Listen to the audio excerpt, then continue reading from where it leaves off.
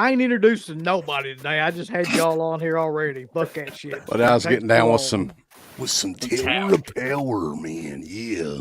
Oh yeah. You know they put out a new album, right? They're touring Really? around. Yeah. That bitch is hotter than fuck too, by the way. She's got freckles. Shit. She is. How's everybody doing? Prince Tomato's in here, boys. The Prince. Prince, formerly known as Tomato. And Tomato. I just wanted to say, everybody that shows up in here tonight, you have my utmost respect because you ain't watching the stupid fucking Oscar awards. Right? Who cares about that shit? Who the hell watches the Oscars anymore, though? Evidently, some people do. A couple people brought it up that we were competing with the Oscars, and I'm like, yeah, I don't care. I haven't sat down to watch the Oscars and been like made a conscious decision to watch the Oscars in about 15 or 20 years. I really think that's how long it's been, man. Like, I couldn't the last time I've even like glanced to see like who or what was like going on with the Oscars. Like, I don't know any of those movies except maybe like Oppenheimer. I don't have any idea about any of those things that are getting like nominated or the people that are. I just don't care. Like, why would you care? I don't care either. Y'all need to quit being stupid watching them stupid Oscar awards. But isn't Barbie nominated? Really? Dang. Uncle Bill's cut out or something. I don't know what happened to myself here. It's nominated for like 10 Oscars. No shit. My wife will love to hear that. Listen, there was that one year, I think it was like 2 years ago, where I tried to watch it for some reason. I must not have anything else to do. And like, it was the most insanely shitty thing ever. It was like when they got super woke and like everything won that was like a foreign film or something like that. It all won like everything. Parasite? Yeah, Parasite. That was the year that all that won in like every category or something. And then like last year, it seemed like they tried to like reverse that where like almost nothing was 4-1. And this year, I'm sure that'll go back to being like, I don't know what's nominated, but that's what they do on those fucking things, man. Like it's all political, like kind of shit. That really doesn't have anything to do with the movies, which is crazy to me. Yeah, who cares? Them fucking people. Yeah. But anyway, this has nothing to do with the Oscars whatsoever. None of these movies were even considered, nor should they be, for an Oscar. We're going to be talking about sword and sorcery films on this week's edition. I'm excited about it. Yeah, so we got such an odd selection of movies. But listen, I was looking at this, man. In the 80s alone, there were over 100 sword and sorcery movies. So, I mean, we can't do 100 of these things. There had to be a line drawn in the sand somewhere. Well, we can always do part 2 of sword and sorcery if we. That's what I was telling you. Like the whole ExplotNation show, to me, it shouldn't be like Tuesdays with Fulci and Argento's Breakfast or whatever the hell it was. You gotta. It's like a never-ending thing because there's so many. You can do things. Bowl. Right. It's the never-ending. Giallo Bowl, which I think that was another show we was talking about maybe doing. That really was one time. No, I mean, I think, like I was telling you, I think that what I'm going to do eventually, once we run out of themes, is just bring this show back and just do movies. Ooh. Just do like different exploitation movies, 3 or 4 at a time. To maybe introduce the sword and sorcery thing. Like, I mean, sword and sorcery movies were before Conan the Barbarian. Yeah, but Clash of the Titans, I think, was before that. And so was like the Sinbad. But I gotta think that the success of this movie is what led to most of these movies that we're going to be talking about today. It definitely is. I did read something that I think Roger Corman was upset that he didn't get like any involvement with that movie, and that's why he did so many sword and sorcery movies. I think he done like 10 in Argentina throughout the 80s, and the last one was actually Deathstalker 2. Yeah. So like he was supposed to be the producer and something happened and for whatever reason they didn't let him be the producer on Conan. And he was just like, all right, I'm just going to rip that movie off forever basically until I like make money, quite a bit of money on it. And he did. He made like, I don't know how many films, cheap, low budget, kind of like sword and sorcery. He's still making them, boys. Roger Corman's like what, almost 100 years old at this point, Mm-hmm. and this dude is still making movies and producing movies and stuff. It's insane. Yeah, so I don't want to skip over the fact of Conan, even though it's not on the list, like the 2 Conan movies, because they are awesome. And we are going to do Red Sonja, which basically is the 3rd Conan movie. I can't wait to talk about that because it's so ridiculous, like that's even called Red Sonja. But before that, let's see who all's in here real quick. We have. Are you getting any static or something in the? Do you hear that, Uncle Bill? I hear the static. Yeah, I'm getting a little bit. Let me see if it might be on my end or something. I think it's on your end, Radkins. I blame you, buddy. Get your shit together. Did you not hear it there for a second? I can still hear it a little bit. Now Okay. I don't hear it. It's almost I don't like background fuzz or something like that. Weird. I don't know. Anyway, who gives a nut right now? Adrian James is in here. Justin Smith. He says it's blaxploitation time. No, it ain't. Prince Tomato. Peter Sweller. Alexander Lumberjack. Pred's in here. Rambo's in here. Witch Hunter General's in here. Brandon S. Danny Dundada. J828. Is that J or is that just another J? That's another J. Okay. Raised on Fiction, MTH Bruh. Hey, bro. SBN, as we know him. Suspirian Knight. And Nice. People LA frolic Jules, in here to Cinema talk some. Side, The Ring. I haven't even heard of The Ring. The Ring. The Ring. So, the Conan movies. That's what I was going to talk about. So I got the Conan Chronicles set, as like most of us did. And the first Conan movie is the best of any of these movies by far, like by like 1,000%, for a couple of different reasons. It has an amazing score. That's like one of the best scores you'll ever hear for any of these movies.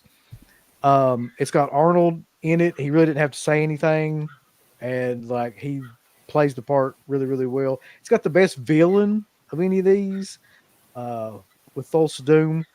It's just overall the best one of these movies. Now, Conan the Destroyer is an interesting movie. I watched it again when I got that set in, and I didn't hate it, but man, those casting decisions were kind of fucking.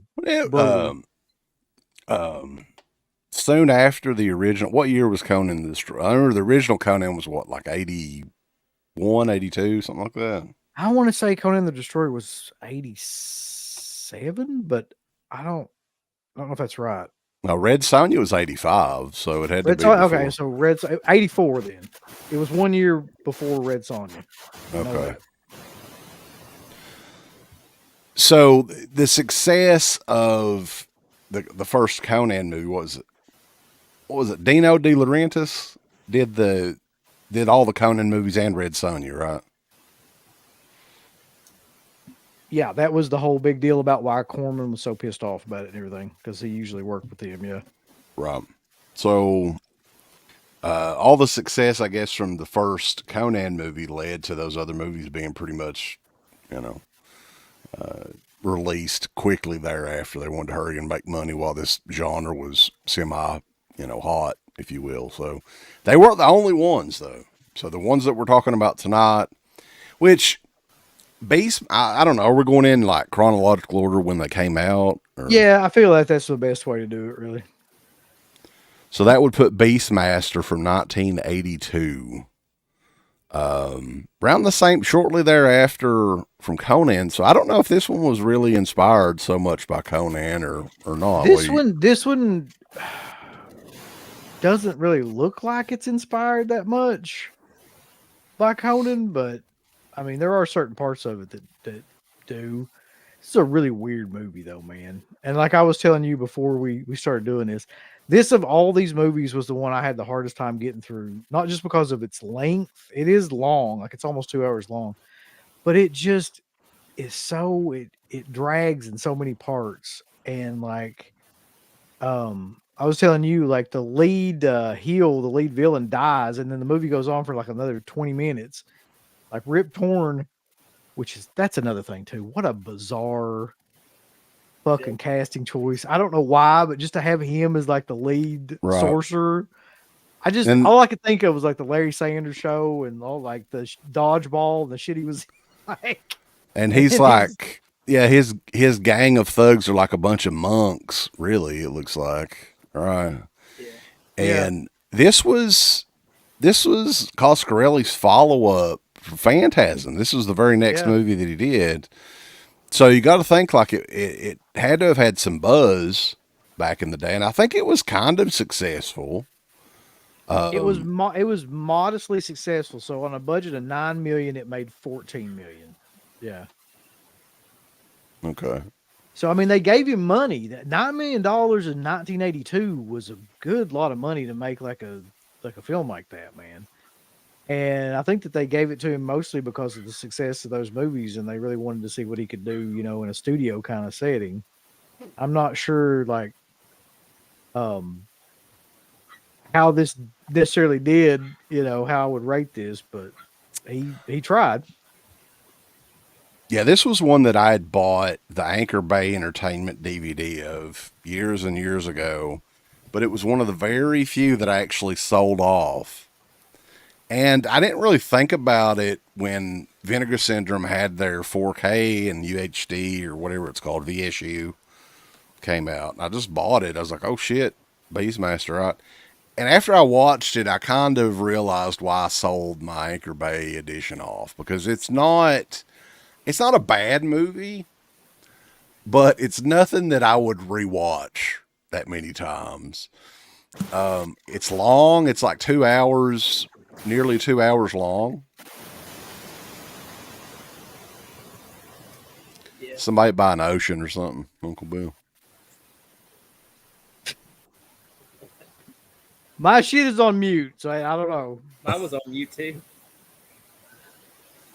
Well, let me put myself on mute, see if y'all still hear it. Do y'all still hear what I'm talking about? Yeah, I can hear it. Like, it's there. No, I don't know what the fuck we're going to do about it, but I don't think we're going to do anything about it. like an ocean.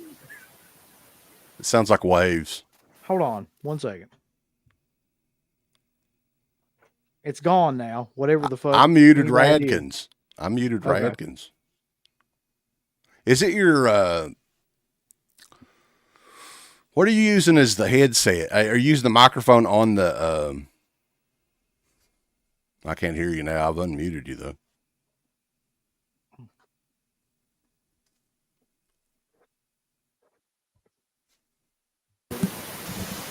God damn.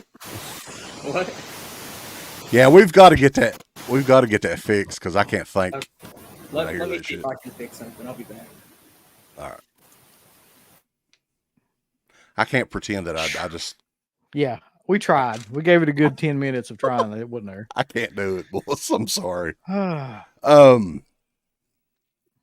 Beastmaster, my thing with Beastmaster is it's too damn long. It really doesn't know what it is. Kinda. Like, I think Coscarelli almost wanted to do like a kid's movie with, you know, this animal whisperer Beastmaster guy. And that's a great idea.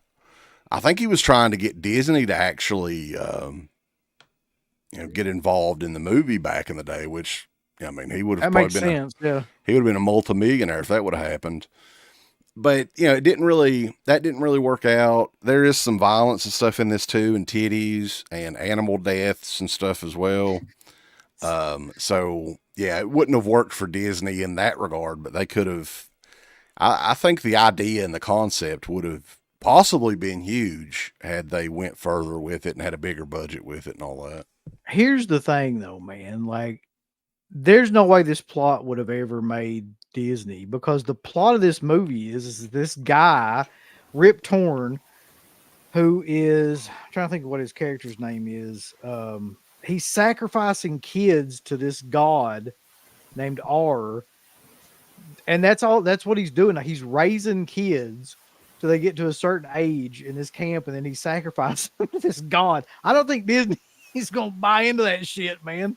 Like, that's a hell of a Well, I think concept that for a movie. he had mentioned that Disney, he was trying to get them involved around that time period just because, the whole you know, he's got the little mascots, what are they? The ferret things with him, and they've got the panther, which is really just a fucking tiger that they spray painted. That wouldn't go over too well today, would it? No, which is ridiculous because like there's certain times you can like see, like when they switch camera shots that it's got stripes, and other times it's completely like jet black. So I don't know, like what to deal with that. That must be some really like cheap paint that they used. Although I don't know how you paint a fucking tiger really. Did you use an airbrush or like a straight like paintbrush? Like how you do that? Bad or is it better now? It's still It's still there. What are you using as a microphone though? Are you going into your settings and see if you can use your headset as your microphone? Because it doesn't. It seems like it's picking up maybe background noise or something. Weird. Or talk into that microphone because I don't think it's working. Is that better? Hell yeah. Okay, good. If that's better, then we're good. I'm not. It's a lot better. Good. Yeah, I'm not sure what was going on there, but you're picking up something else. I don't know either. That's really weird. We've got it fixed now, so thankfully I don't have to bust my TV. So let me give you a brief. I'm gonna give you a brief synopsis, baby. A brief synopsis of the plot of this movie, if there is one. They all have the same plot, by the way. All these movies have the exact same plot. Yeah, they literally do, and they kind of blur together. Especially like what I've done today is I binge watched like 2 or 3 of these back to back. I'm just like, wait, that happened at that one and that one. Well, especially like Barbarians and Deathstalker. They're basically the same fucking movie, really. Yeah. Like with one other person not being in there. So, but in this one, you got this guy, Max, who's played by Rip Torn, who's like this evil sorcerer who wants to sacrifice the Beastmaster kid when he's a child, but the father won't let him, and he banishes him from the kingdom. So then he goes out and he starts his own cult of people, and that's what they do. They raise. This blew my mind, man. Like, I don't know why, but I just did not expect this in this movie. They raise little kids in this village to sacrifice to this god. And that's all they do is kill. Like, he literally, Ultimate Warrior, like, slams them into Gorilla a fire. presses them into a big pit of fire. He does. And I was like, Jesus Christ. Because this movie, up to that point, and up to, you know, his character, it's all about like this guy that can control animals telepathically. He's got like a little couple ferrets, cute little ferrets, and he's got like an eagle and a tiger and all this stuff, and it's real cutesy. And then like, bam, fucking kids been slain to a fire. Then, you know, you got full on frontal nudity. It's such an odd mixture of like things going on in this movie, really. And I don't know how do you all feel about Mark Singer as the lead in this? I don't know how I felt about him at all, really. Yeah, he was kind of like almost like a Mark Hamill lookalike around this time period. That's what I was getting. I was like, oh, hell, he looks just like fucking Luke Skywalker or whatever. So that was kind of distracting.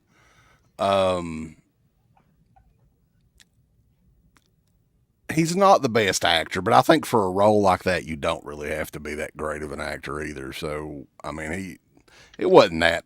I don't think he was that bad.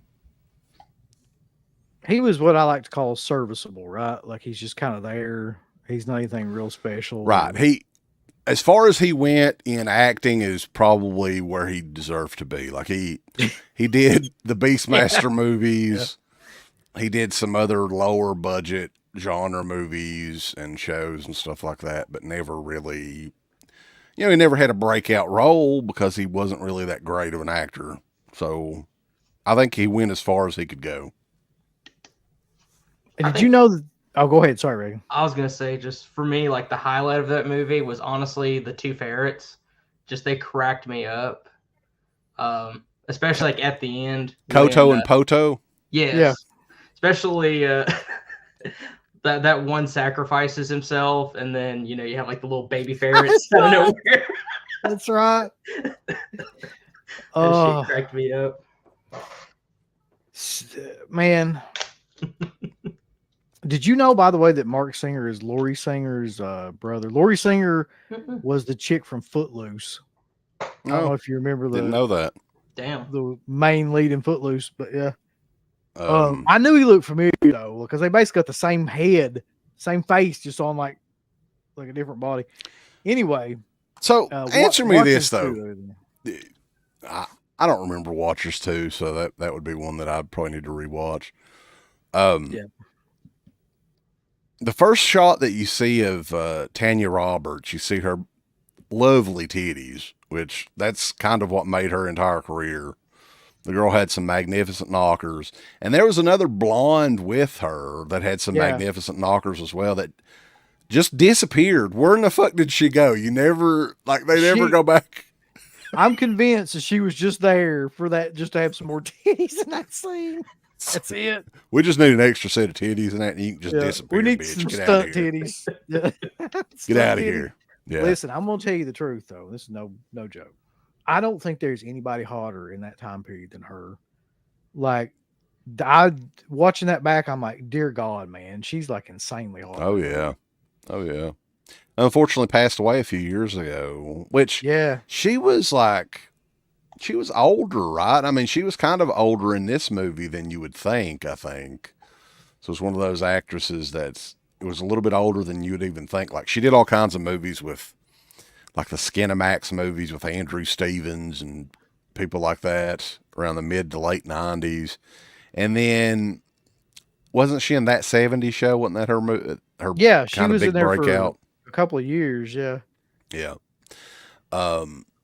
I think that she's gorgeous as well, but she's serviceable, like you were saying. Definitely a decent actress as well. Like Tourist Trap, she was in that even earlier than this. She's not a bad actor. I mean, she's not great, but she's, for somebody that looks like that, you really don't have to be great, to be honest. Like, that's just the way that it is. Right. But the other part about this movie that killed me when I saw it, man, was Cleo McDowell is in this fucking movie. Is like he's running around in like a loincloth with a bow staff kicking people's ass. Let me tell you something, baby. My name is Cleo McDowell.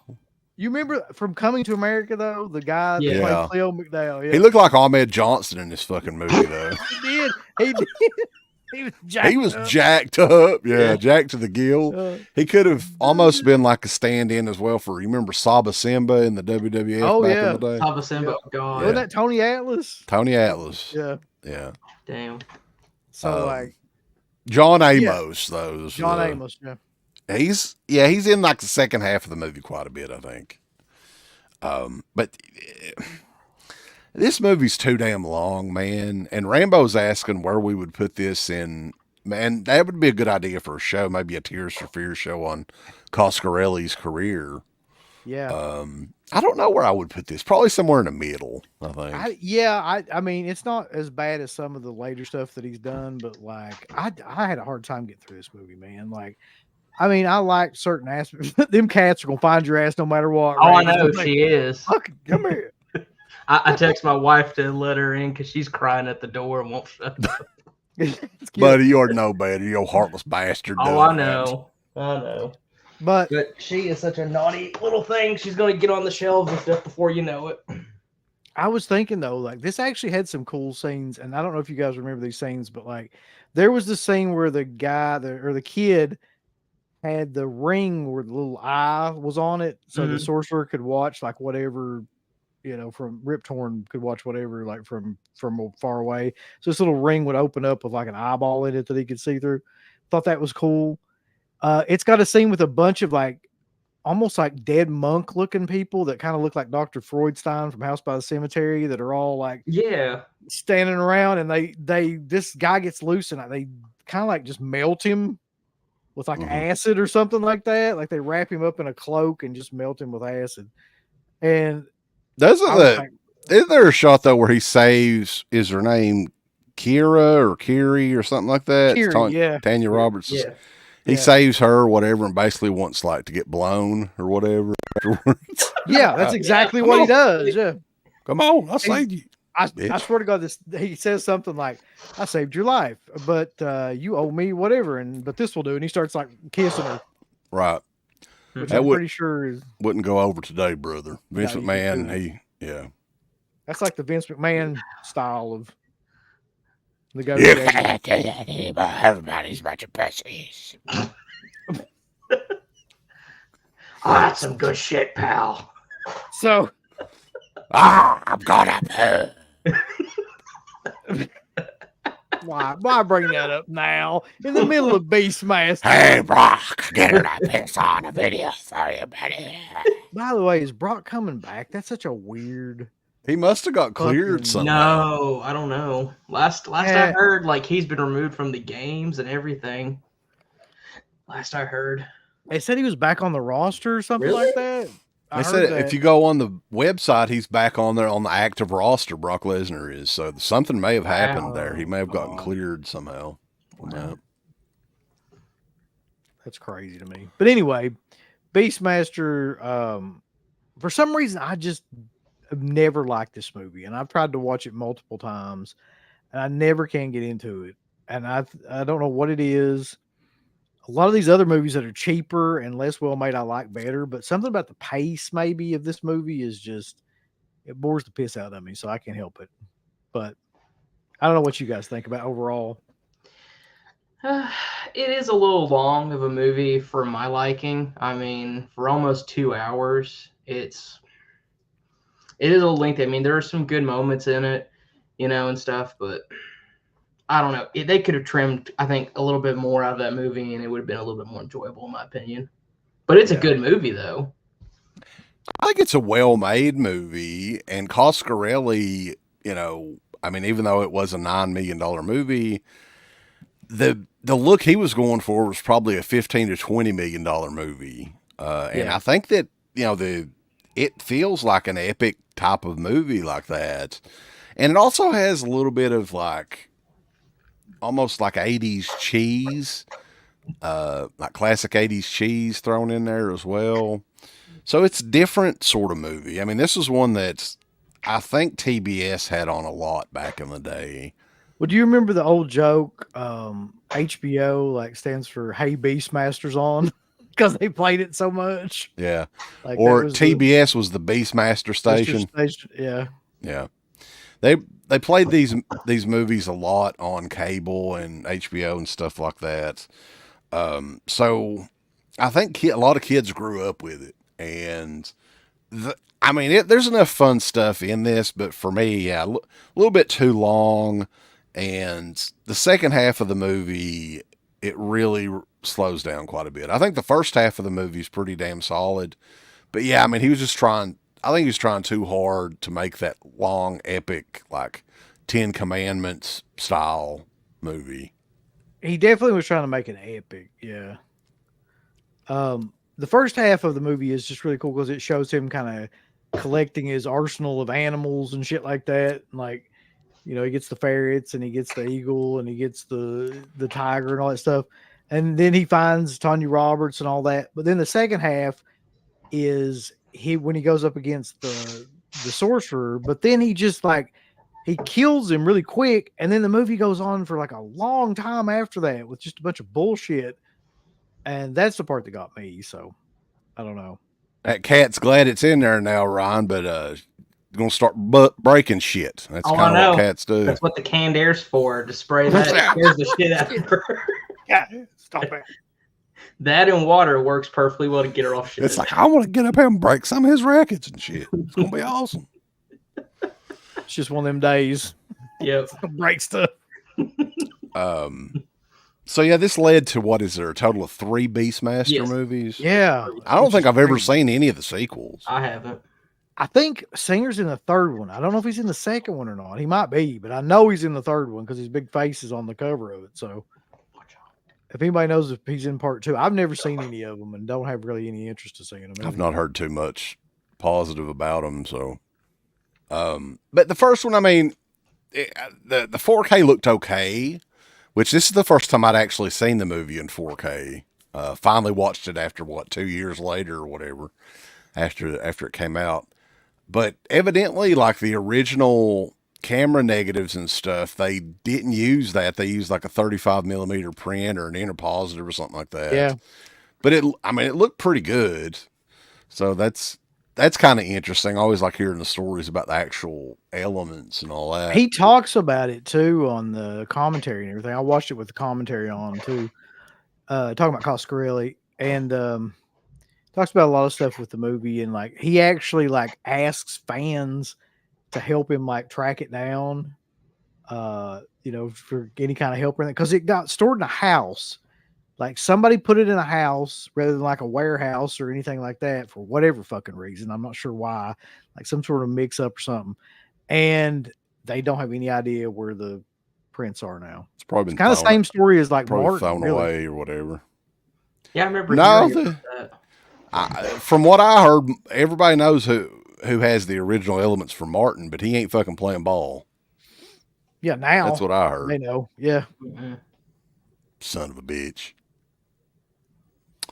but So- I would give that movie like a 5 out of 10. It's just an average movie to me. Like I don't have any. I don't have a lot of that's complaints fair. about it. I mean, there's some fun stories to it, like I thought it was funny that they dyed a damn tiger's fur black. Well, tigers aren't really even that trainable anyway, or they can fucking go off on you like anyway. So But there's a story where it actually, like, that's the very first thing that it did. So he's talking about that in the commentary too. They bring that fucking tiger out, right? And the immediate thing it does is attack its trainer. And like all the actors and shit run off to their trailers and shit, like, because they're scared to death. That's the very first thing that tiger does when they pull it out on set. Is it just like it runs and attacks the trainer?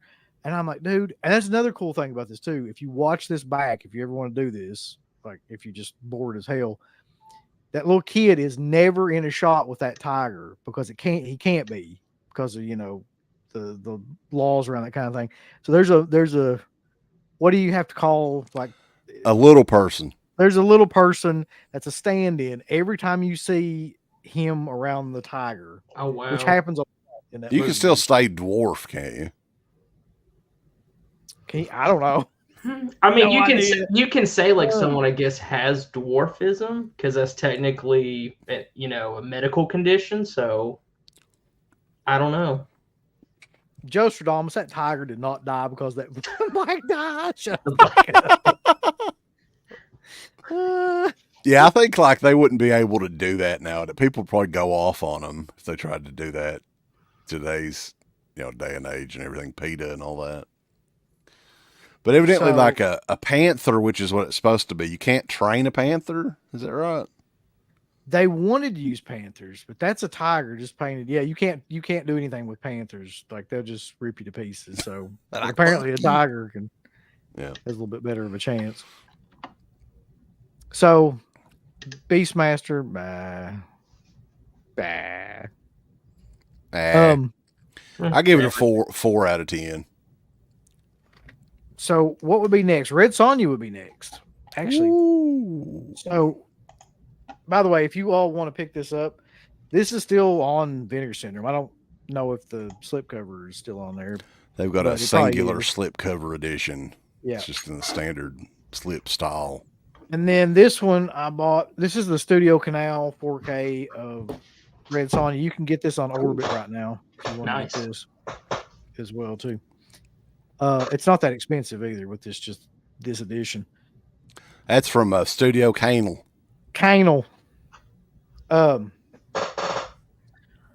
So let's just go ahead and talk about the elephant in the room. This is Conan 3. Like this should have been called Calidor. You know, I've got a poster. I think it's a French poster. It was called Calidor in France. That was the name of it. I mean, yeah, it is. See, and this is the part about this movie where I would really like to know some background about how this happened, because I'm guessing that the original intent was to have Brigitte Nielsen like really be the star, but like Arnold got really huge really fast, and so they were like, "Fuck it, we're just gonna like, put him as the main star." If you listen to, there's a documentary on that disc too, like.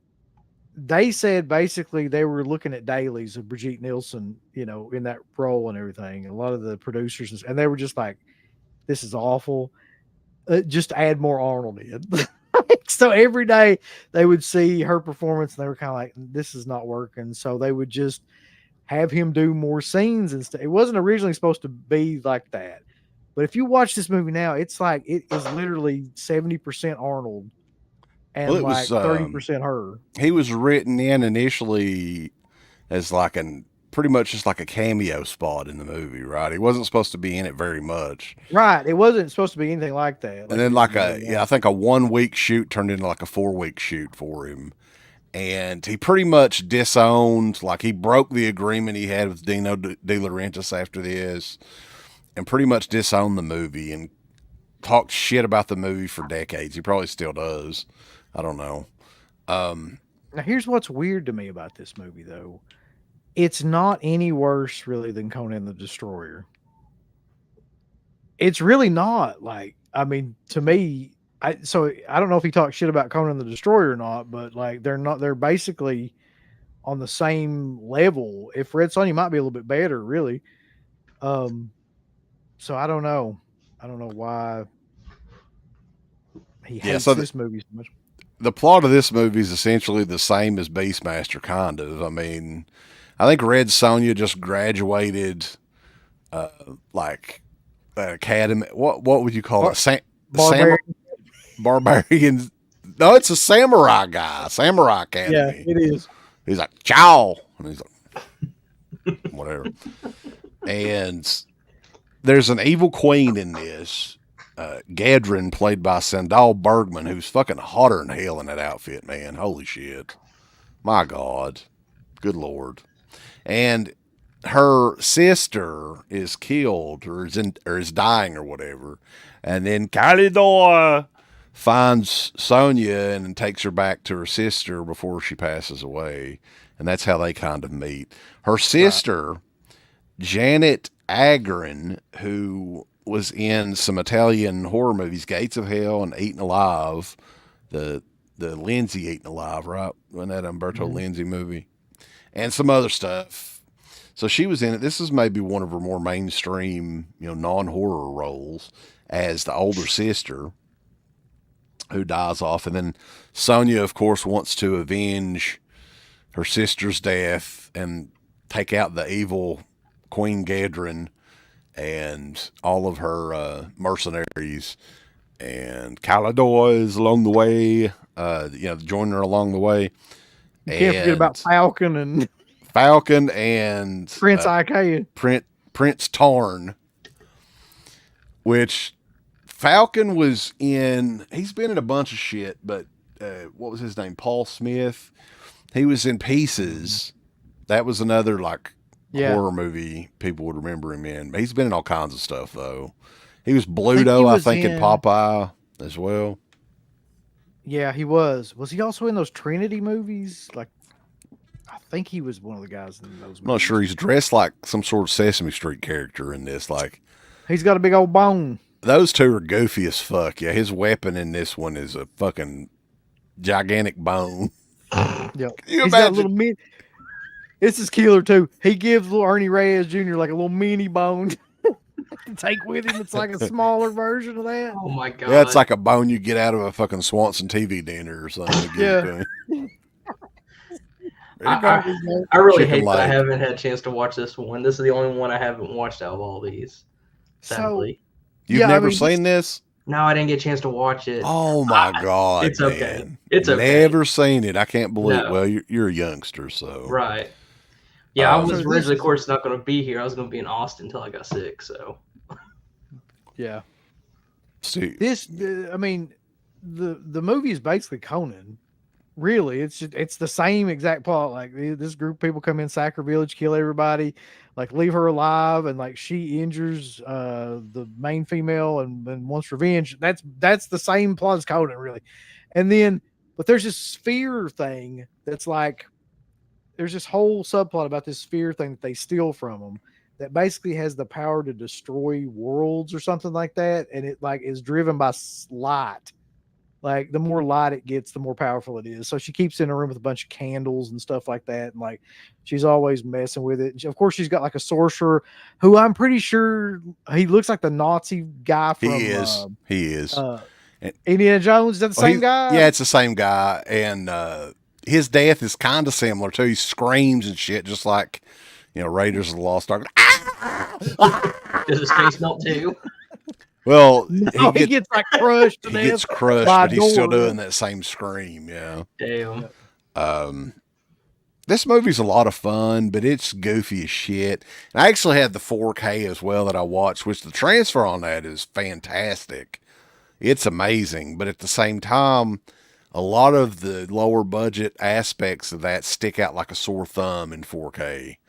So they have these giant spiders in the background that look like something you get from fucking. Yeah, that you can see the wires and everything. It's really bad. Yeah. And then like all the skeletons and everything look really shitty. Like you could get better skeletons going into like Halloween Express or Spirit Halloween.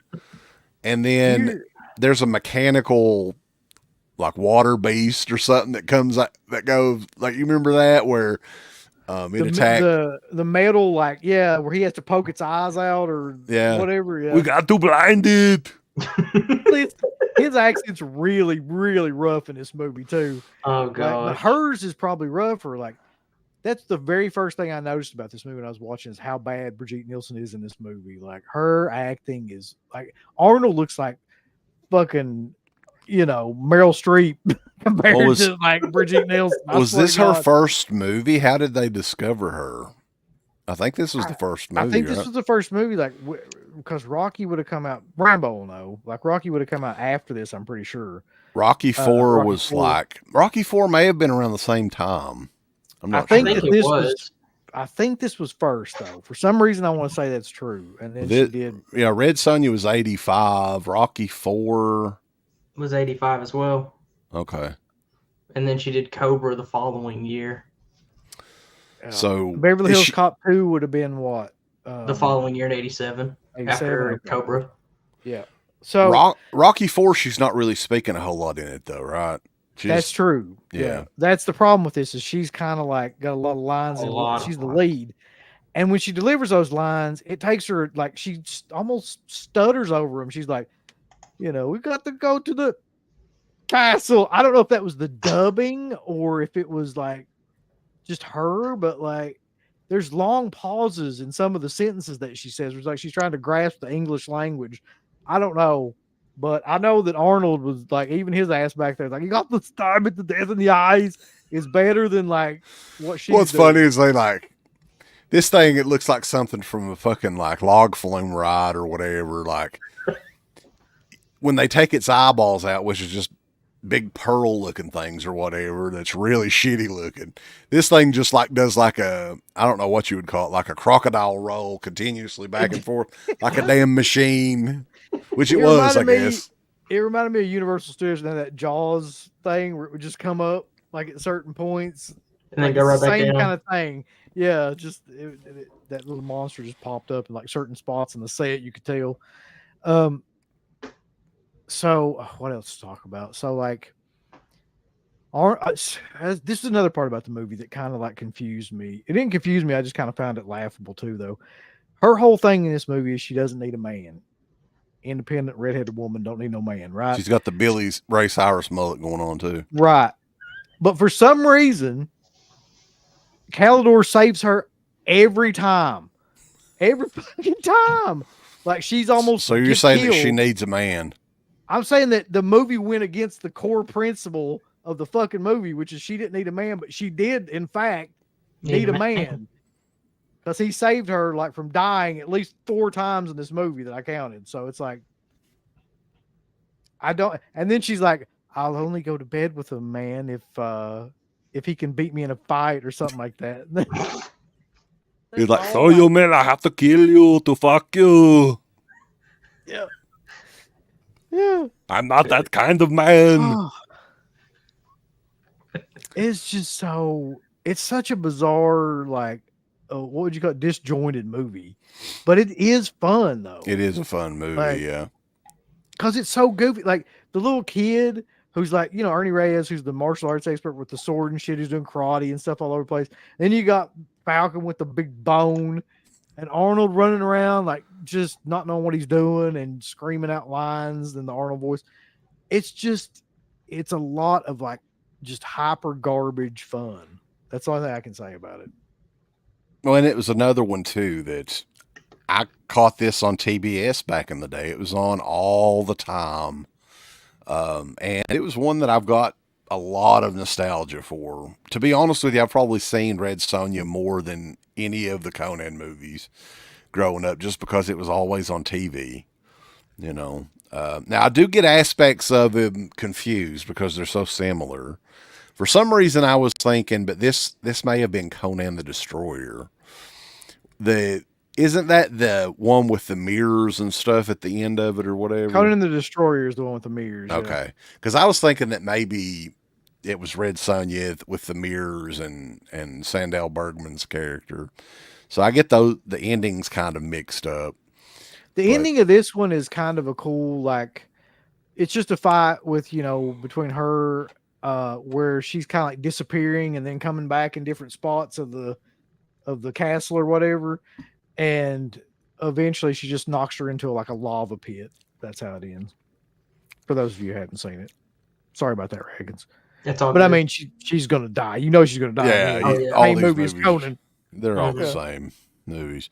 But, yeah, Sandal Bergman, though, I think that she was great in it. Like that evil sort of character could have been in a much bigger movie. And she pulled it off. Like, she looked like $1 million. I love the mask that she had on and just the outfit and everything. I think that they could have done a lot more with her. And somebody mentioned that she should have been Red Sonja. I don't know about that because I like the villain character a lot in this. No, I mean, the look that Brigitte Nielsen has in this movie is great. Like, it's the perfect look for that character. It's just she can't back it up with anything. It's like a wrestler, that can't wrestle. Like, that has a really good physique or something. It's like Maxine Dupree. Yeah, exactly. And once she gets in the ring, it's like, it's just the shits. She's going to kill somebody or herself. Yeah. Yeah. Red Sonja, though, I mean, I like it, and people may be pissed off. To me, it's 10 times more entertaining than Beastmaster. Although Tanya Roberts' titties are magnificent. So that aspect is pretty great. But other than that, Red Sonja is a lot more fun than Beastmaster, in my opinion. Yeah, I completely agree with that. If you haven't seen it, though, Regs, you need to go get this. I will. I'll definitely check it out soon. Do you have the Conan Chronicles? Yes, I do, actually. Okay. I've got... It's like the perfect thing to watch right after you watch, Destroyer. Yeah, I actually just finished watching The Destroyer recently, and I've just seen them for the first time myself, actually, so... Yeah. Cool. Yep. So these next two are goofy as shit. Yes, and they like, are. one of them I picked because I loved it as a kid, and I still love it. It's like if I had like one of those guilty pleasure movies, this would be it. Please tell me it was Barbarians is the one you're talking about. It is. It is. And number 2 is just one that everybody kept bringing up on the board, on the Discord and stuff, and I was just like, all right. I actually ended up watching both of these movies. I know you said that you accidentally did too, Rankins, but yeah, Deathstalkers. So, yeah, the Deathstalker movie. So I'll be kind of comparing these two, and it's kind of funny, really. The comparisons. So, but both of them came out in 87. So which one do you want to start with? Either one. The Deathstalker 2 is probably, in my opinion, the goofier one of the two. All right, let's start with I don't want to say Barbarians the last. Got a lot to say about that movie. So Deathstalker and Deathstalker 2. So the first Deathstalker, real quick, is kind of a serious movie, and it's got a big jacked up dude, and I'm trying to remember what he played. He was either like, I don't remember if he was Arnold's stunt double or if he was like somehow or another he was connected to some sort of Arnold movie, but I don't remember what it was. But he's like the lead, and he's just a oafish, slumbering kind of dude, right? And it's not played very comedically, that movie. What year was the first Deathstalker? Oh shit, I have no idea. I'd have to look it up. 83. Oh wow, so it's a few years before the second one. Yeah, there was like a 4-year gap, and again during that time, I think the first Deathstalker was the first movie that Corman did with the Argento. my brain is fried. Films in South America, and basically he done all the other movies. I think there was one called like Barbarian Queen or something, and a couple others. Yeah. And Deathstalker 2 though was the final movie of those 10 that he done. Okay. Now here's the thing: when it gets to Deathstalker 2, it's basically like a stand-up comedian as the lead protagonist, and nothing is taken seriously. Yeah. It's a goofy ass movie. Yeah. It has one of my favorite scenes of any movie though in any of these films, which is right dead center in the middle of this movie. There's an intergender wrestling match with Deathstalker that wrestling match and a woman. And I'm just like, or go or something. Just for the hell of it, yeah. Just throw it in there. I wish we could show just that scene, man. That scene is worth like the whole price of the admission. Like with the name of the movie was Deathstalker 2 Duel of the Titans. I feel that to accurately give you an idea what this movie, they should have called it Deathstalker 2 Swords and Titties. Yeah. Yes, there's so many swords and titties. Yeah. Jim Wynorski directed this, so that'll give you an idea of what you're in for. If you've seen any of his stuff before, like tongue in cheek, Munchie, like a lot of really low budget B. He did one of those Sorority House Massacre movies, I think was one of his, or the Slumber Party Massacre or something like that. I think it was Sorority. Yeah, he did a lot of like stuff like that for Corman, and it really plays like a comedy. I mean, it kind of gets serious in parts, but majority of it is just a straight up fucking. He's the lead in this is just running around like doing one-liners and like, you know, goofing off and being sarcastic. That's his whole gimmick in this movie. And so there's a basic plot, which is that there's this princess named Princess Evie, who's played by Monique Gabriel, who this evil like wizard possesses and creates a clone of her. So there's one that's like out there with this Deathstalker, and there's a clone that he keeps in this castle. And until that they kill one of them or something like that, like she can't be free of this sorcerer or whatever. Yeah. And this sorcerer is just, it looks like a lawyer from LA Law or something like. I'll tell you what's even funnier about this movie though, is it is available for free pretty much anywhere you look. It's on there with ads or whatever. YouTube even has it, but I mean, you don't want to, I think Tubi has the uncut one. If you want to watch it uncut, you can watch it on Tubi. But yeah, I think YouTube has blurred out the titties, which that's half the reason to watch the damn movie. So you probably don't want to watch it on YouTube. But I think Roku Channel has it. Tubi has it. It's on YouTube. There's a lot of different ways to check this movie out. I don't know why, but I really enjoyed this movie, and I don't know why. Like, I know it's stupid as hell. Like, I realize that, but like, I thought that it harkens back to a simpler time when you could do that kind of like comedic shtick between two people in a movie like that. So they were actually going out, like the Monique Gabriel who plays the princess and the guy that's Deathstalker were actually like dating at the time. So there is a certain chemistry between them in the movie. And he's pretty good, like in that role. I think, like he's not bad or anything. I don't necessarily like the wizard or any of that shit that's kind of silly, but it's a good enough movie. Mm-hmm. I mean, it ain't setting the world on fire. I knew what kind of movie I was getting into, especially after watching the first one and then going into this one. Within like that first 10 minutes, you know, you had the introduction of the princess character, and you also had the Deathstalker, and then they go in that bar, and you could see like footage from the previous Deathstalker movie spliced into this movie. Because I was like, wait a second, didn't that guy just get killed in the first movie? The ogre or whatever, the pig face dude? And then you literally, and then you have like some woman in the background just like dancing, shaking her tits constantly throughout a whole bar fight. I knew exactly what type of movie I was getting into then. There's a lot of that in this movie, like just random, what do you call those, like dancers like that just are kind of like almost like belly dancers, I guess. Belly dance. That's it. Yeah, just a lot of that shit for no reason. The Really doing it the whole time, and then until like something's get thrown at her, then she stops. But then she continues to do it. Yeah. couple people were talking about the poster artwork, which Oh yeah, Boris Vallejo did the artwork. Insane. Yeah, great. I mean, it's along the lines of a lot of that other stuff from that time period, like Frank Frazetta. I think he's the one that did the Conan artwork and all that.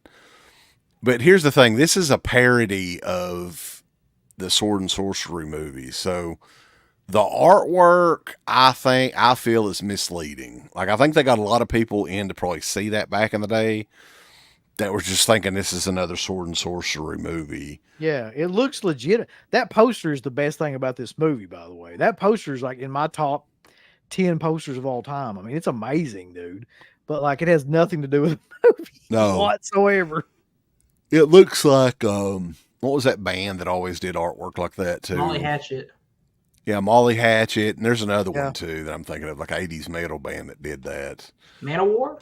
Manowar. There you go. Yeah. Yeah, that's you got Jared's it. favorite. Yeah, Manowar. Yeah, with the loincloths and all that good stuff. But I mean, this movie is fine. Is it a movie that I would buy? Probably not. No. I can't see myself rewatching this one very much. It's on Tubi for a reason, y'all. Like, I mean, it's on like free shit. Scream Factory did come out with the Blu-ray of this, though, right? Wasn't it a double feature?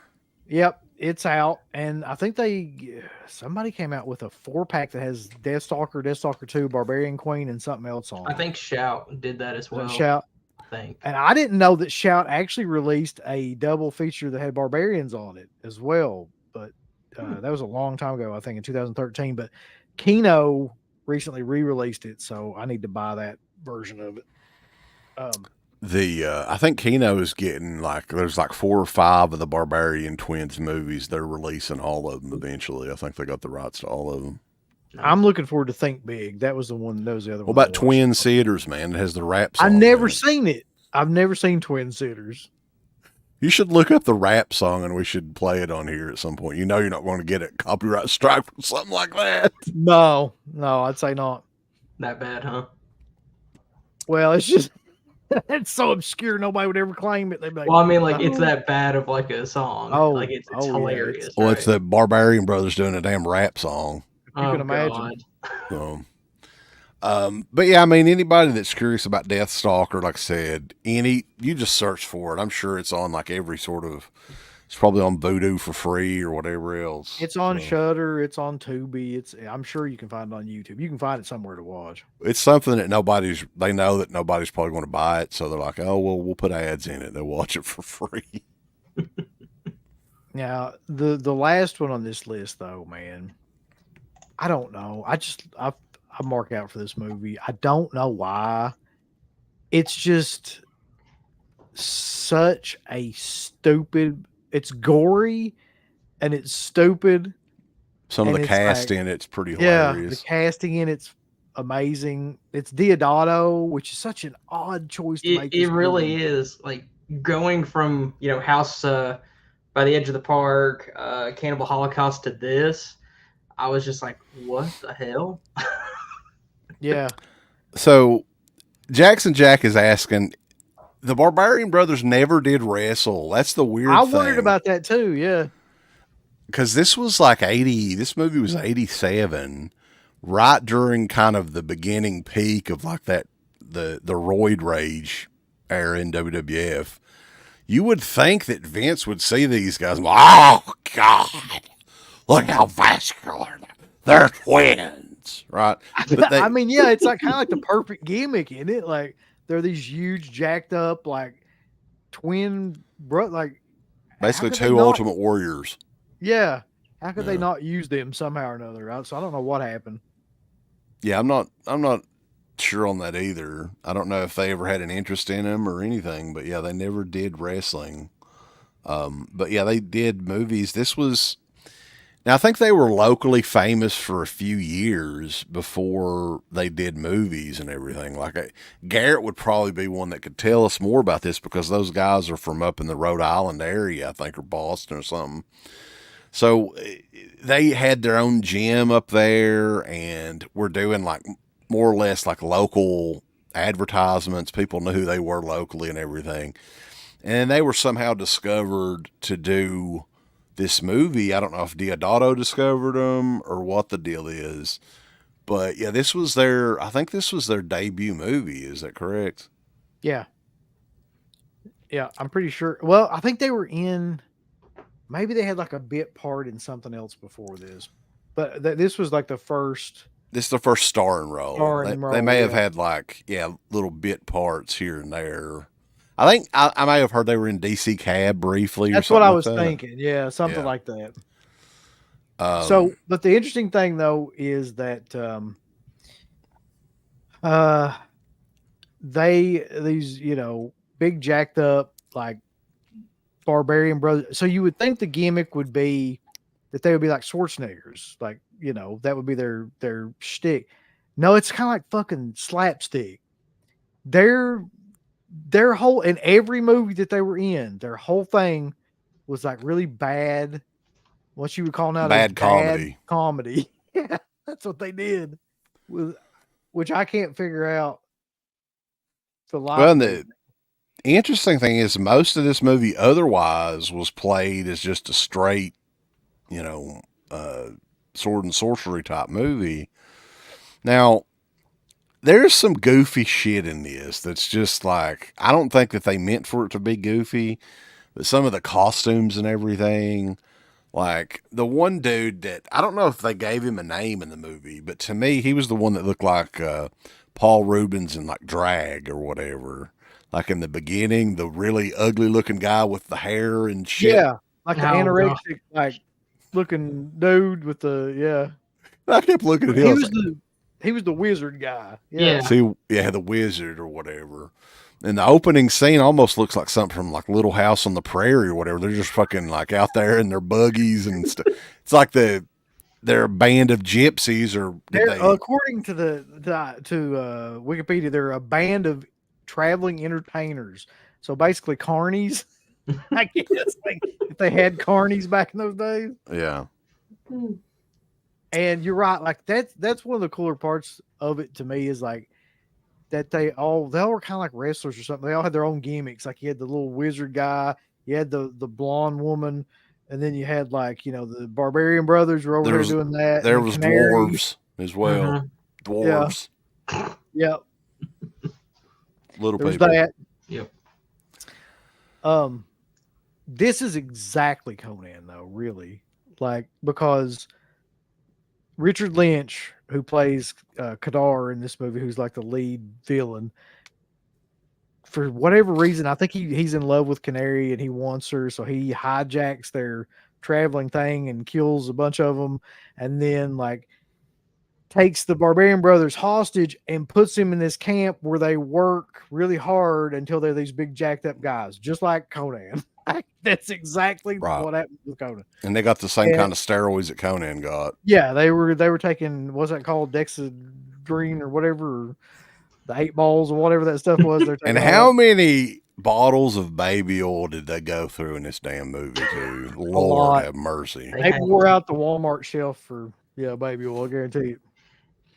God, and Michael Berryman is so goofy looking in this movie. Doesn't it seem like Michael Berryman has the same headband with a horn in every fucking movie that he's in? Like this, and The Hills Have Eyes.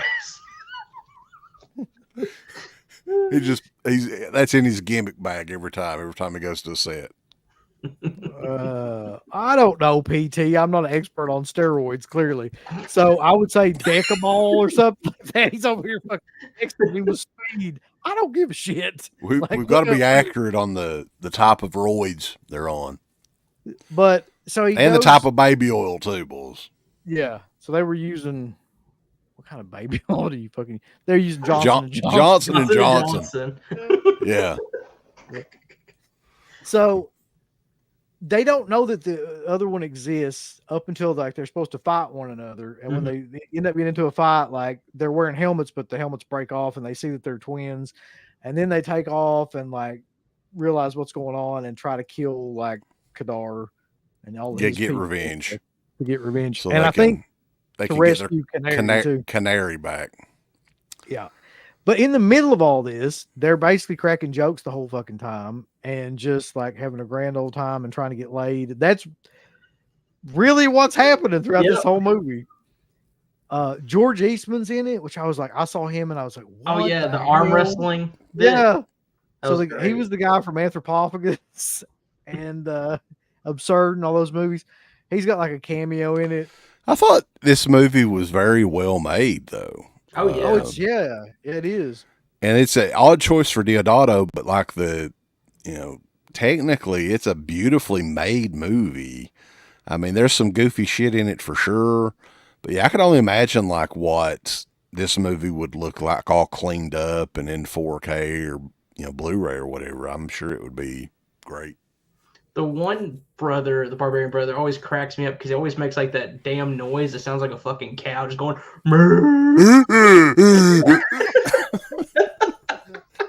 The whole movie, randomly, he just like. Because I was curious about that because there some of the other movies that I've seen, and you wouldn't think the first 20 minutes or so where they're not either fully grown or not in the movie, you're thinking, oh, this is going to be like a serious sort of thing. And then as soon as they start talking, like, it never ends either. Like, they never say one serious thing in this whole movie. Maybe like, oh, we got to hurry up and get to the castle or something like that. But like the rest of it's just them like doing one-liners and jokes and stuff. Still, that being said, like, I've always liked this movie. I think that like what you were saying were like, it looks way better than the movie should look. Oh yeah. Like, it's for a movie like this, it's filmed extremely well. And, like somebody who was the set director or the art director or something on it, like, did an amazing job. And Deodato's an amazing director too. So I'm saying that's probably got a lot to do with this, but the plot and the dialogue and everything itself is absolutely ridiculous. It doesn't take itself seriously. You got to give it that. Like, it's not like Red Sonja or even like Beastmaster. At no point does this movie take itself seriously at all.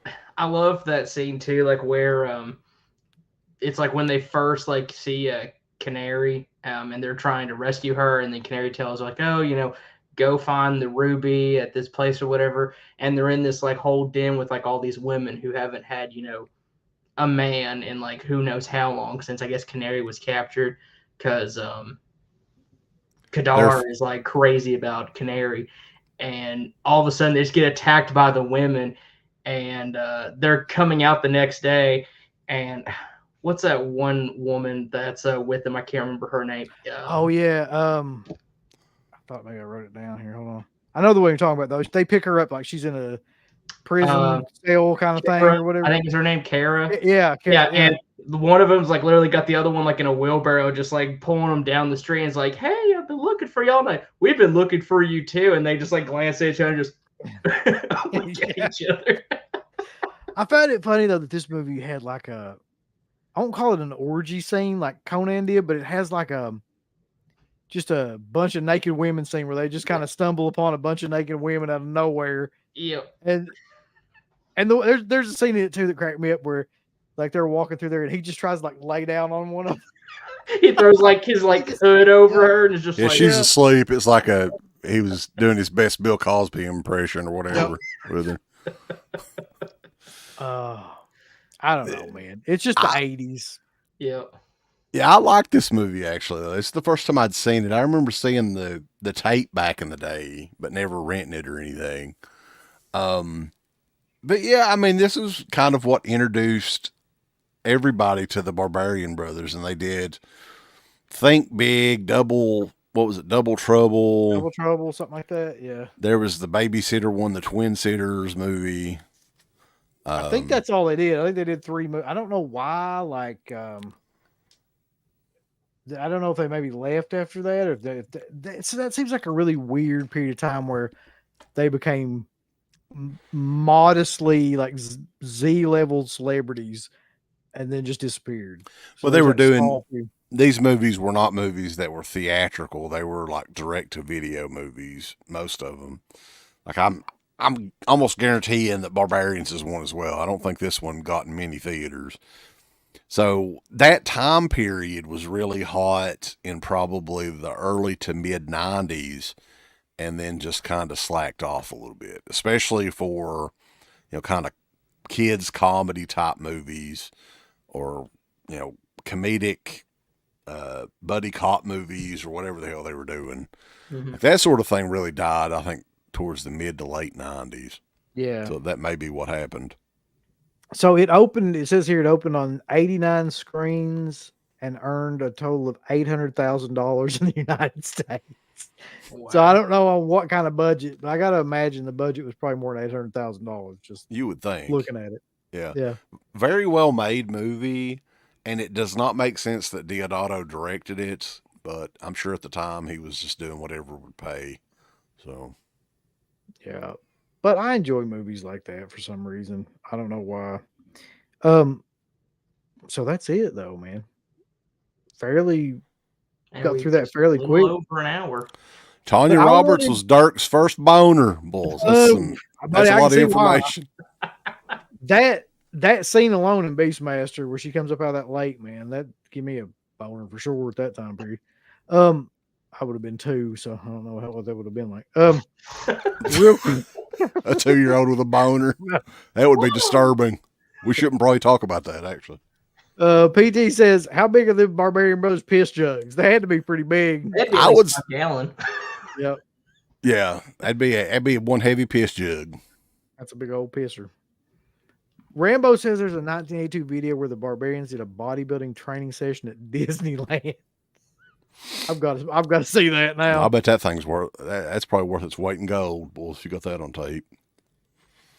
James Grimmer says that he's come to appreciate the adult, and he also wants to know why the last video we were deleting all of his comments. We weren't, buddy.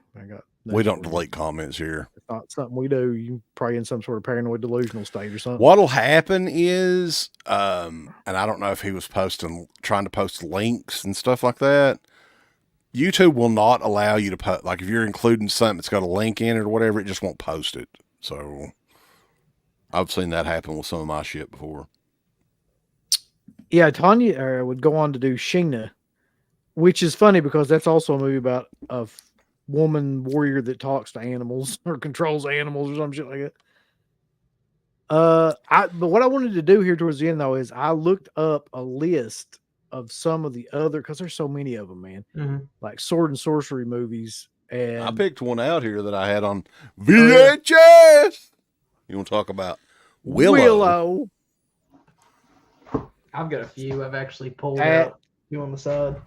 That's a classic, man. And yeah, you want to watch this and definitely try not to think about that old shitty Disney Plus show that they tried to do. An embarrassment to all. But yeah, this is a classic, man. I watched this movie a ton when I was a kid, and they don't make them like this no more, boys. If you get lucky nowadays, you can catch Warwick Davis riding around on his hoverboard.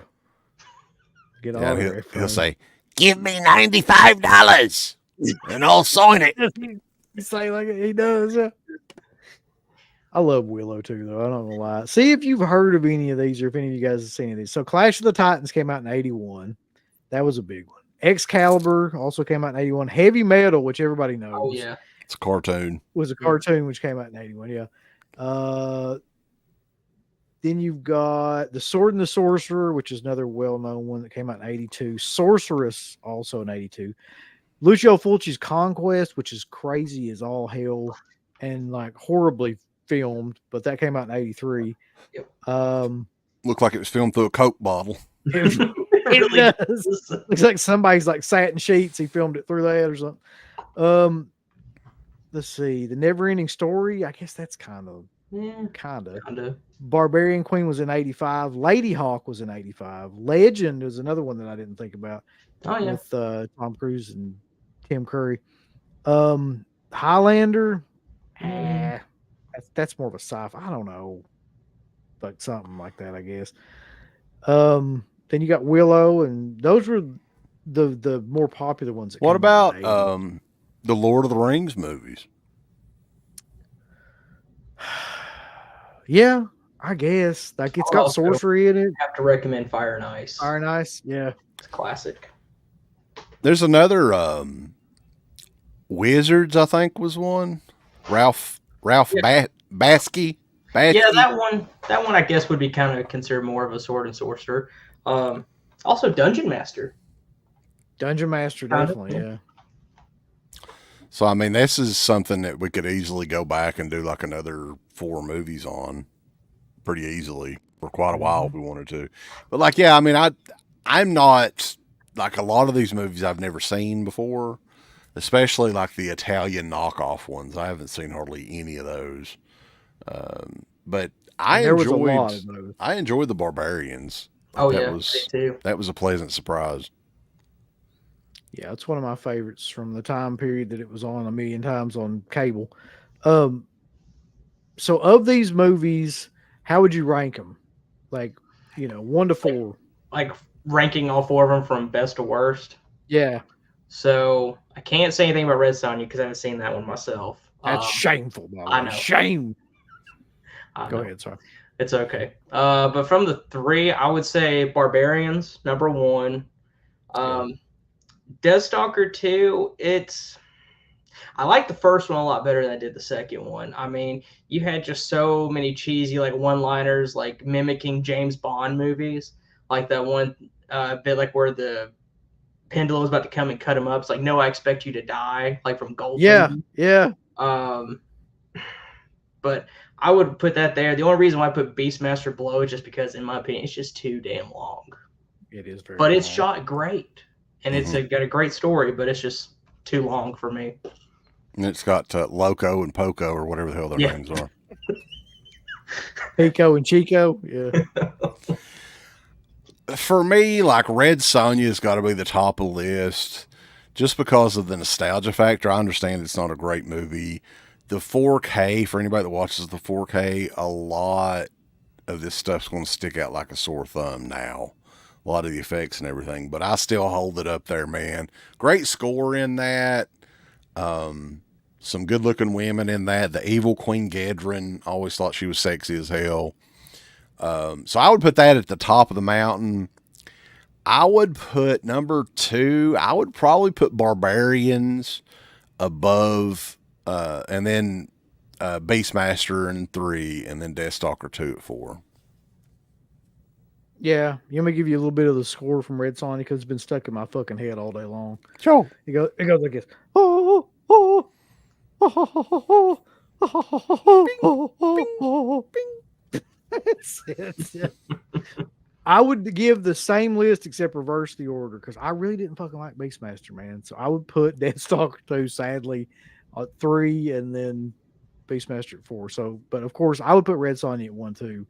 Of all these movies, it's the one that I can go back and watch the most. But I just love Barbarians because I watched it a shit ton when I was a kid. So, but yeah. Yeah, you can't go.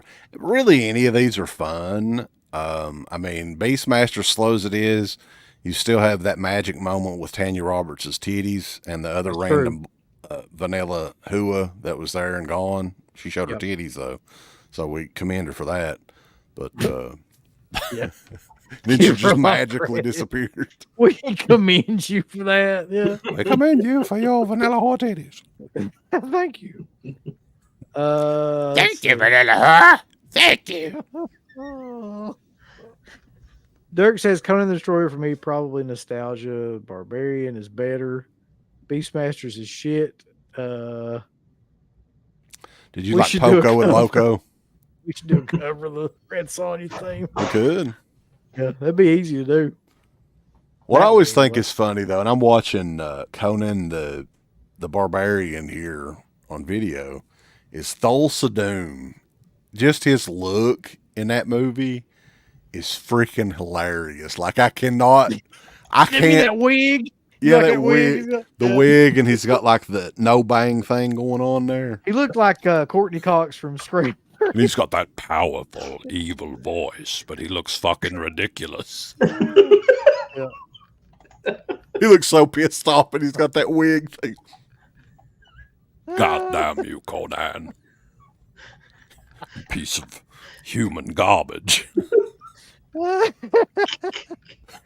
Oh man! And there's one fucking guy here. It looks like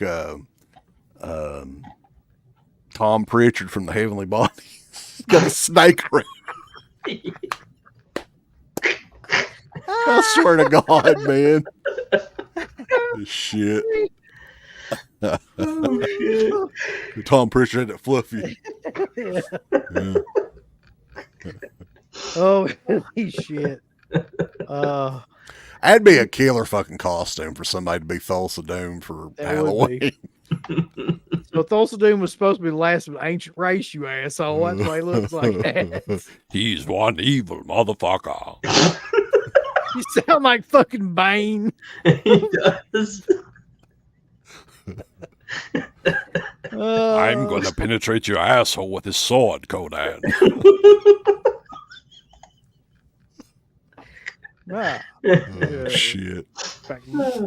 You can die now. I'm right. Oh God. Let's see. Grace Jones. I forget about Grace Jones being in Conan's Story. She's crazier than hell. In the He used a movie and in real life. lot of baby oil with her too. Yep. Oh. I swear to God, though, boys. Now, tell me, am I the only one that was thinking this though? Growing up, I always thought that James Earl Jones was like English. Am I the only one that was thinking this? I guess. I never really thought about it. I never thought about that either. Yeah, I think he's from like St. Louis or something. Like, I always thought he was British or whatever, but no. Here, say this real quick. Come, my child. I don't know why it's killer. It is. You got to add that to your new arsenal of impressions. Of voices, yes. Yeah. I could even do like other movies or whatever. I could get some quotes from fucking Field of Dreams. That would make sense, actually. The Skeletor character is based off of Thulsa Doom. I could see that. This is CNN. Fuck. What? Does he still do that? He used to be the guy that He used to be the voice, yeah. Yeah, this Yeah, I did. is CNN. That was before Radkins was born, probably. Probably. So before we get off here, though, anybody in the chat, like, put in your pick for like your favorite sword and sorcerer movie. So like anything that you can think of, just put it in there. We'll take recommendations. Yeah, for sure. If you got any questions or anything, because otherwise this is going to be the shortest episode. No, it's 90 minutes almost. We're about where we need to be, bulls. So what's the next exploitation episode? Shit, if I know. I hadn't even thought about it yet. I probably should have thought that through better before I got on here. Well, I do know, let's see, it's in 3 weeks, I think, is when we're scheduled to do the Scream Factory Year 7. So that'll be the 31st, right? Yep. Okay. I was thinking, though, and that may be something that somebody else can throw out as suggestions for what the next show could be about. I don't know what they're going to fucking throw out already. But real quick, take some of these recommendations. So, X-Ray Punch is Conquest by Fulci. I love that movie, even though it's filmed like shit. Your balls. Sorry. James Grimmer says probably Clash of the Titans. Super Batman says either Heavy Metal or Clash of the Titans. I like Heavy Metal. Flash Gordon. That's one I hadn't heard of. Flash. Oh. I guess Highlander counts. I guess I was never big into Highlander. Like, it just wasn't my bag. let's see. Conan the Barbarian, yeah. God damn you, Conan. That's the R-rated version of like that speech. You bitch ass. So MacBoy Color says the Sword and the Sorcerer.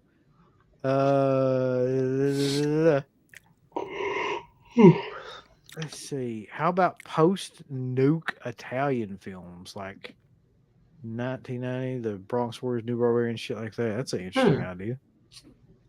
I know one, but Uncle Bill won't do it because he's a damn pussy. You're right. I ain't gonna do it. Excalibur. I'd actually like to watch that one. I haven't seen that one. I hear it's good. Several people have recommended that. What about the one you mentioned, CK? Like the most offensive, or how did you put it? Like, was it offensive? Or we've got to figure out a catch-all one to do, like stuff that we can't do, on YouTube. For example, a certain country that we can't. Like you could call it like Too Hot for Hollywood exploitation movies. Yeah. I don't know, like, yeah, because there's a few that like, or you could do Godfathers of Exploitation show, like some of the earliest exploitation movies. That'd like be cool. Freaks would be one that I mentioned to you because that was in the freaking 30s. 30s, yeah. Yep. That was Todd Browning, wasn't it? Mm-hmm. He's a Kentucky boy. Woo! He's getting all them amputees in his movies. And pinheads and everything, and called them back in. Piano Cat 134 wants to know, what is your breakfast sandwich build and how do you achieve stability within the sandwich? And also, what would you consider it a DPS glass cannon tank build, or is it in preset? What? Breakfast sandwich? Oh. Yeah. I consider mine a tank build. I get me one of them fucking toothpick in it. I get me one of them Jimmy Dean frozen ones and just put it in the fucking microwave. Jimmy Dean. Good question though. I had women mentioned, in that's one I haven't even women thought prisons about. would be good. I had mentioned like maybe like pseudo snuff movies. Like like Faces of Death, shit like that, or Yeah, stuff like that, or maybe one's kind of like, I don't know, like there was one earlier this week that I had in my this movie called Evil Dead Trap that I watched a while back, where like a snuff movie is like presented to these people and then they go try to find, like if it's real or not. One of those type of movies, I guess. Or it could be like a movie like Snuff where you think it's real. That's an interesting movie too. We got to pick between. I wish we could do a poll, man. Is there just a way to do a fucking poll somewhere on YouTube? Yeah, I can. If you send me like the options and stuff, I can put it in our community tab on YouTube, and people can vote on it over the next week or so. Okay, I'll make sure to leave out. We know what everybody's going to vote on. I'm not putting that in there though, because I know that's like 100%. No, that's got to be included too. We got to be all inclusive. No, it'll be other, and like you just fill in like one of the others. And everybody will put that. Yeah. Jaws ripoff or shark exploitation episode. Carter sent us a $5 super chat. It's a good idea for sure. I just feel that you did the Jaws series. Yeah, cool Jaws. So yeah, that's pretty close. That. Like that's not exactly what we did, but it's pretty close. So yeah. I don't know. I like this idea though. How about we do just a whole show full of Bobcat Goldthwait movies? It'd be like, what, 4 movies? 4 or 5 movies? You could do like Police Academy. What about Nazi exploitation movies? Or are we going to wait? That's what I was saying. Like, that's one that needs to fit into that offensive like category somehow or another. We can't say Nazi exploitation on a title. They'll never let us do that shit. We could say Western German films or something. You can't do that on YouTube edition of ExplotNation. I wonder what we could title that. There's got to be some way to do something like that. Or fictitious World War II movies. Yeah. World War II. Krautsploitation. That's awesome. That's perfect. Yeah, that's how you get away with it, boss. All right. So I'll send a list of some of these things that have been mentioned on here and try to do just a poll. And just kind of go from there. And who knows? Maybe at the end of all this, the blaxploitation show will happen. I'll start it and then just fucking dip out of there real quick. Just get on her back. We're gonna talk about this day and just fucking leave. Yeah. That could happen. Italian polizioteschi movies. It's basically crime thrillers. That'd be good. I don't know if Uncle Bill would be a fan of those, though. Maybe you would. Hell, I don't know. I like the Fulci one. What was it? The Contraband? Mm-hmm. Polizioteschi! Ravioli! So, we should do that, though. That's even, Rambo, don't give him any fucking ideas. That's even worse than the black exploitation. South exploitation. Well, we could get away with that. We're from the South. I don't think he's talking about like Song of the South stuff. No. Uncle Bill didn't even want to review Song of the South. I never want to review that ever. It's a good movie. You could do South exploitation, but actually do it like on rednecks and stuff, I guess. Or like that type of like style movies, like Whiskey Mountain and shit like that. Yeah. So we got some ideas. I watched. Oh God, what the hell was the name of it? The William Grafay. William Grafay set Came from the Swamp. Well, I watched that too, but the one that Grindhouse is coming out with. Impulse. Yeah. What the fuck, man? Was it? Was it bad? I didn't. Yeah, it was not very good. I don't like Shatner, man. I don't either. Is that the one? I just don't give a shit about him and anything. Yeah, he doesn't amuse me. He never has. But yeah. What else we got coming up though, Uncle Bill? We got Vinegar Syndrome this Thursday. They're doing that halfway to Black Friday flash pre-sale. Whoa! Which is going to be a multi-stream with a shit ton of people, I think. Yeah, that's going to be interesting because I think right now it's going to be what? Me, you, Garrett, mid-level, and Christian, right? Right. Yeah. That's so it's going to be on fire. Going to be a stacked show. Last time we had a big multi-stream like that, we had like over 400 and some people watching at one time. And I don't think we've ever had all these guys on together, so who the hell knows how many we're going to get this time. But people love talking about Vinegar Syndrome shit. Yep. So that's the big show that I know of. What is there anything else coming up? Like any end of the month, we're doing the Scream Factory Year 7, which has been over a year in the making. We've been slowing down on those because as the years go by, the releases slow down with Scream Factory quite a bit. And in April, we are getting Stuntman Mark back on finally to do Arrow Video Year 2. Nice. And we should probably do more of those because there's a lot more to talk about with Arrow. Yeah. So there's all that shit. Bulls. Bull Skags. But I want to thank everybody that is in the chat for watching. There's well over 100 people in here the entire time. I appreciate that. Still have like 118 people in here. Sure. Yeah. And Radkins, of course, for coming on. Even though you didn't fucking watch Red Sonja like a piece of trash. Radkins, what's wrong with you, buddy? Well, sorry. Like I said, I wasn't planning on being here even today originally, so it just happened to be here.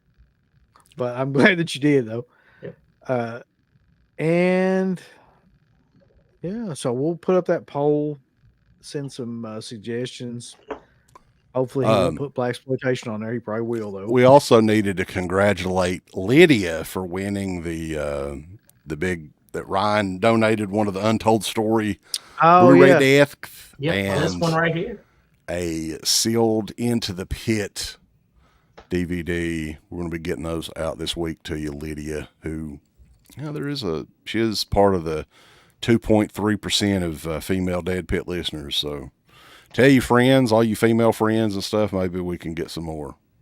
I want this from Dead Pit. Look, it's the documentary and this Asian movie. It's got a bunch of sick shit in it. Tell her to make sure to watch it all the way through the end. Yes. She'll love it. So thanks to everybody, though. Yeah. And let's see. There's still comments going out the ass here. Still. Yes, Yeah, what you got? Mayor, I am like Dante from Clerks. Not original at all. An all-night Rob Zombie bashing stream. Oh God, that would go on. Rob Zombie Sucks is the name of the stream. Yeah. Yeah, that would be awesome to actually do that. And then we got a piss jug. Y'all can go. I got a bottle. If we got a piss jug, we can go longer on here. I can piss in this empty peach water can. It might hurt my dickhead though. I might. I don't want to cut it or anything. That'd be painful, boys. Can you imagine that? Look That'd at hurt. you shooting that fucking cat. Get off it. Yeah. Get. Cat's like, fuck you, buddy. It's not as effective on him. He's too stubborn. Oh. PT is wanting a deal cut on a Dead Pit beanie and a DVD. All right. Cut him What a deal kind of right now. what kind of price could we do for him? Like a yard sale. Dead So he Pit wants beanie a beanie and a DVD. and a DVD. If you're in the United States, not just for PT, but for everybody tonight, we're going to do a deal of $30 shipped for both. You came close to what I was thinking. I was thinking 35 shipped. Yeah. Well, I'm going to do $30 shipped for both. So if anybody's interested, That's pretty good. That's like $25 and then shipping. So think about it like that. Venmo at Dead Pit, boss. Anybody that's interested. And then we're going to be at Horror Hound Weekend coming up here in a couple of weeks too. So if anybody is needing any merch, He's trying to cut us down. But this ain't no damn flea market. Look. no. This ain't 30 would be the lowest I can go tonight. $25 shit. Okay. I'm sitting 15. Dirk's just gonna send us 15 for the shit of it. Cause shipping, man, like shipping now for even media mail, which is what I'll try to ship that as. Hopefully they'll let me. $5. It is literally like right at $5 now. It's insane because back in the day it was like $2.30 or something like that. Let's see if there's any other real quick comments before we get off here. Oh shit, look at that. Look at hell. Who did that? Was that me or you? It wasn't me. Oh my God. Where'd he go? Got rid of Rackins. There he is. I think I typed something and set something off there. He says deal. What the fuck is being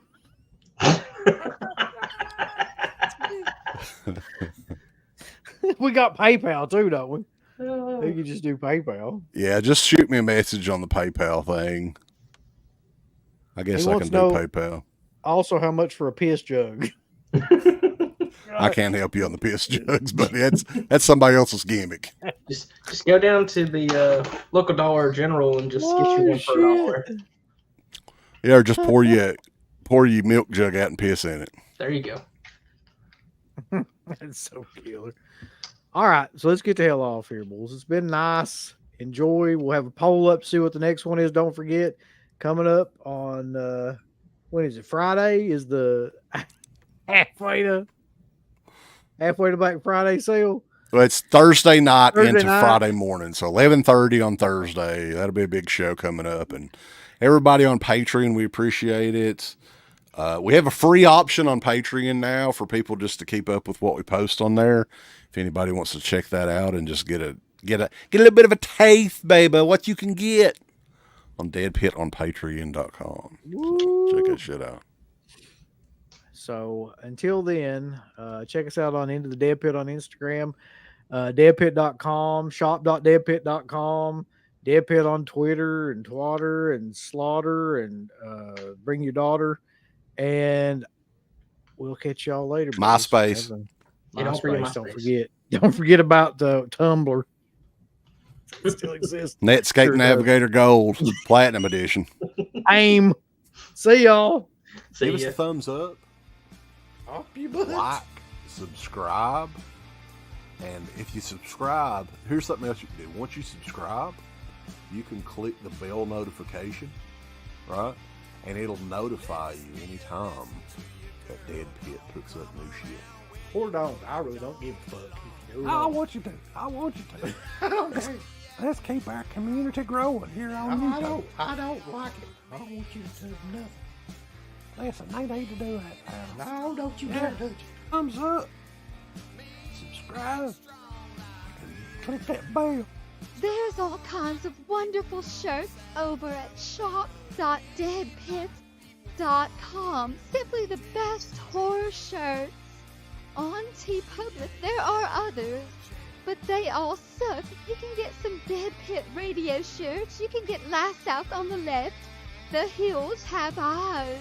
Texas Chainsaw. Oh, wait, you can't say Texas Chainsaw. All kinds of shirts, folks. You're gonna love them. Shop.deadpit.com. Thank you to all of our supporters on Patreon. DeadPit on Patreon.com is the only place to check out a complete archive of the old Dead Pit radio shows all the way back from 2005 on, in addition to the midweek shows, fan commentaries, exclusive podcasts, and much more. Dead Pit on Patreon.com if you're interested. Tiers start at only $1. We ain't